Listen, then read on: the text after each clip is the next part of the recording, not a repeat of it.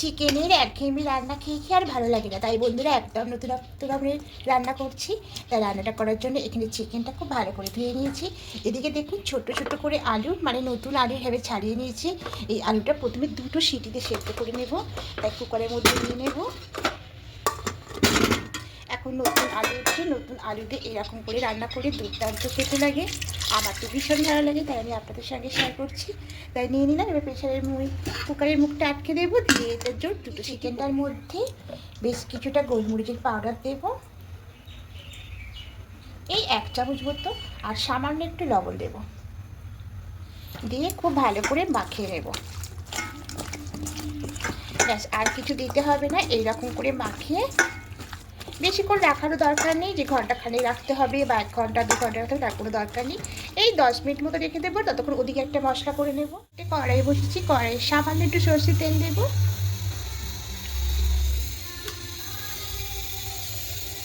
এবার তেলের মধ্যে এখানে কিছু জিনিস রেখেছি, মানে পেঁয়াজ আর টমেটো এরকম বড় বড় আছে, এগুলো দিয়ে দেবো।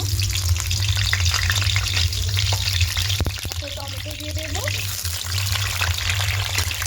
হালকা একটু ভেজে নেব এইভাবে। হালকা একটু ভেজে নিয়েছি। এবার এখানে দেব কয়েকটা শুকনো লঙ্কা, আর দেবো রসুন, কয়েক কোয়া রসুন দেবো, 8খানা ক্যাপসিকাম দেবো, একদম অল্প করে দেবো, আর 2টো কাঁচা লঙ্কা দেবো, যেহেতু লঙ্কার সাইজটা বড় 2টো দিলাম, আর কয়েক টুকরো কিশমিশ দেবো। যে এই সমস্ত একটু হালকা করে ভেজে দেবো।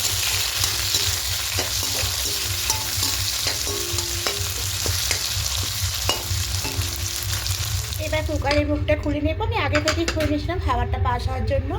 এবার দেখুন আলুগুলোকে তুলে নেব।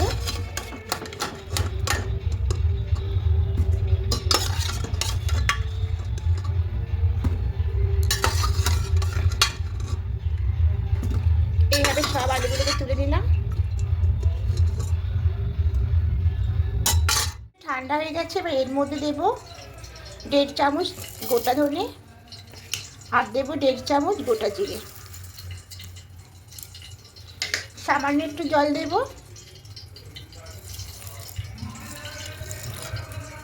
এবার একটা পেস্ট করে নেব। পেস্টটা করা হয়ে গেছে। আর এই কড়াইয়ে যে তেলটা ছিল, তেলের মধ্যে এখানে আলুগুলোকে দিয়ে দেবো। আলুগুলো দিয়ে একটু হালকা করে ভেজে নেব।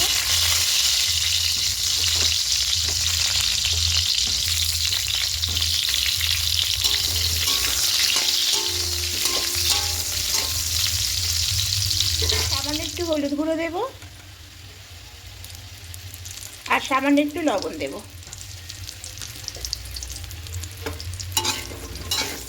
দিয়ে আলুগুলোকে একটু হালকা লাল করে ভেজে নেব।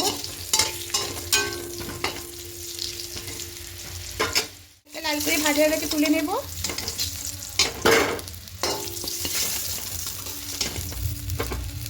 এখানে আপনারা আলু ছাড়াও করতে পারেন, কিন্তু নতুন আলু দিয়ে এভাবে করলে দারুণ খেতে লাগে। এবার এখানে আরেকটু তেল দেব, সামান্যই তেল দেব।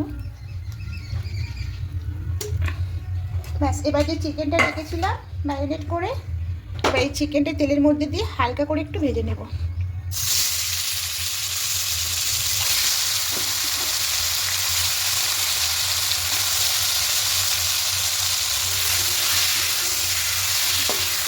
এইভাবে করে চিকেনটাকে একটু হালকা করে ভেজে নেব।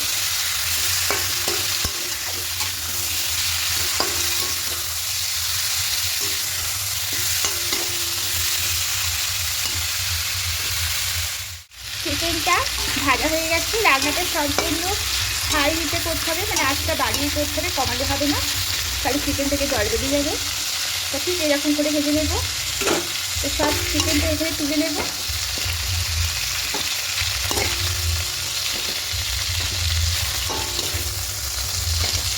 সবগুলো তুলে নিলাম। এবার এখানে বেশ কিছুটা আবার তেল দেবো। রান্নাটা সরষের তেলেই করবো। এবার এখানে ফোড়নে দেবো গোটা গরম মশলা, দারুচিনি, লবঙ্গ আর গোটা জিরে, আর দেবো কয়েকটা তেজপাতা। হালকা একটু ভেজে নেব।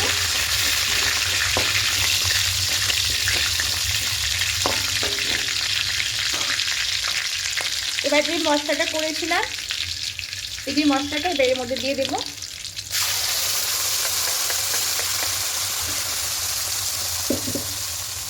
এবার দিয়ে খুব ভালো করে কষিয়ে নেব।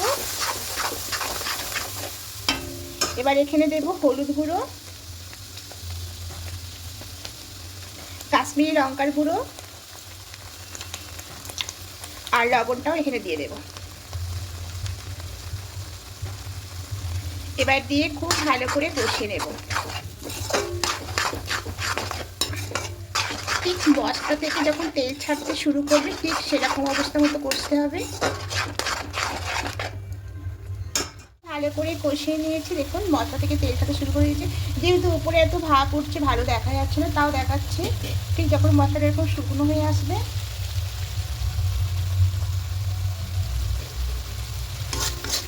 এই যেরকম শুকনো হয়ে আসবে ততক্ষণ একটু কষতে হবে। এবার এখানে মিষ্টি দিয়ে দেবো। এখানে আমি গুড়ের বাতাসার গুঁড়ো দিচ্ছি, আপনারা এখানে চিনিটা অ্যাড করতে পারেন। দিয়ে আবারও খুব ভালো করে সব কিছু মিশিয়ে নেব।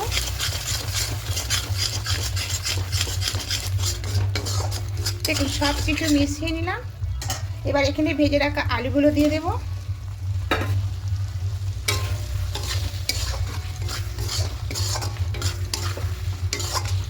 আর এখানে চিকেনটাকেও দিয়ে দেব।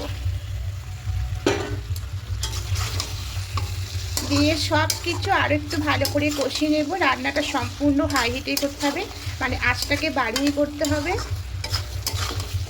এইভাবে করে আরও 2-3 মিনিট একটু ভালো করে কষিয়ে নেব।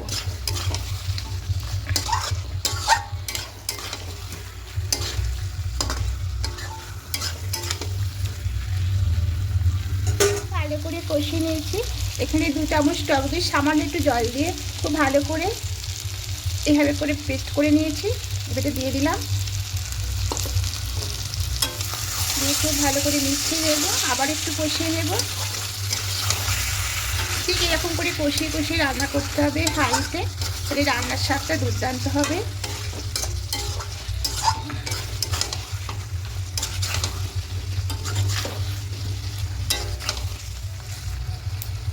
ভালো করে কষিয়ে নিচ্ছি। দেখুন মশলাটা একদম শুকনো শুকনো হয়ে এসেছে।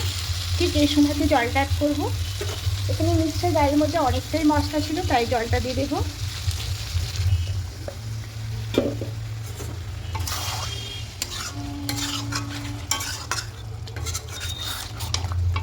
এটা আপনারা কষা করার জন্য এরকম অল্প জল দিয়ে একটু গ্রেভিও করতে পারেন। আমি একটু ঝোল বানাবো, তার জন্য জলটা একটু দেবো।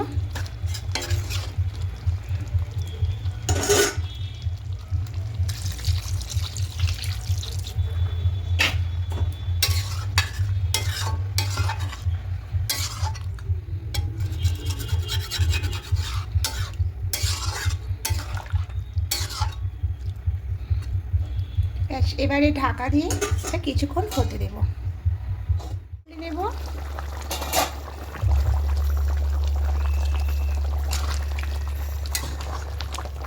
এর আমি ঝোল ঝোলে রাখবো, এর থেকে ঝোলটা শুকনো করবো না। আগেই বলেছিলাম যদি আপনারা গ্রেভি করতেন তাহলে সেই সময়তে জল দেওয়ার সময় অল্প জলটা দিতেন, তাহলে গ্রেভিটা খুব ভালো হবে। আর আমি যেহেতু ঝোল বানাবো তার জন্য এই আমি ঝোলটা রাখবো, এর থেকে আর শুকনো করবো না। এবার নামানোর আগে একটু ঘি দিয়ে দেবো।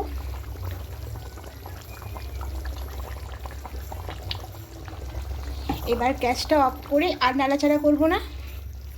এবার ঢাকা দিয়ে রেখে দেব। পরিবেশনের আগে খুলব। ঢাকাটা খুলে নিয়েছি। দেখুন কত সুন্দর কালারটা দেখতে লাগছে। সত্যি বন্ধুরা খেতে খুবই ভালো লাগে। এবার গরম গরম ভাতের সঙ্গে পরিবেশন করে নেব। তা বন্ধুরা অবশ্যই একবার বানিয়ে দেখবেন। আশা করি আপনাদের খেতে ভালোই লাগবে। আমার তো ভীষণ ভালো লেগেছে, তাই আপনাদের সঙ্গে শেয়ার করলাম। আর যদি আপনাদের ভালো লেগে থাকে অবশ্যই কমেন্টে জানাবেন। আপনাদের কমেন্ট পেলে আমার ভীষণ ভালো লাগে আর রান্না করতে উৎসাহ জাগে। আর যারা নতুন বন্ধুরা দেখছেন এখনও পর্যন্ত সাবস্ক্রাইব করেননি তাদের কাছে অনুরোধ রইল সাবস্ক্রাইব করে পাশে থাকার জন্য। আমিও আপনাদের পাশে থাকবো। আবার কোনো রেসিপি নিয়ে চলে আসবো। আপনারা ভালো থাকুন, সুস্থ থাকুন। আজকের মতো টাটা।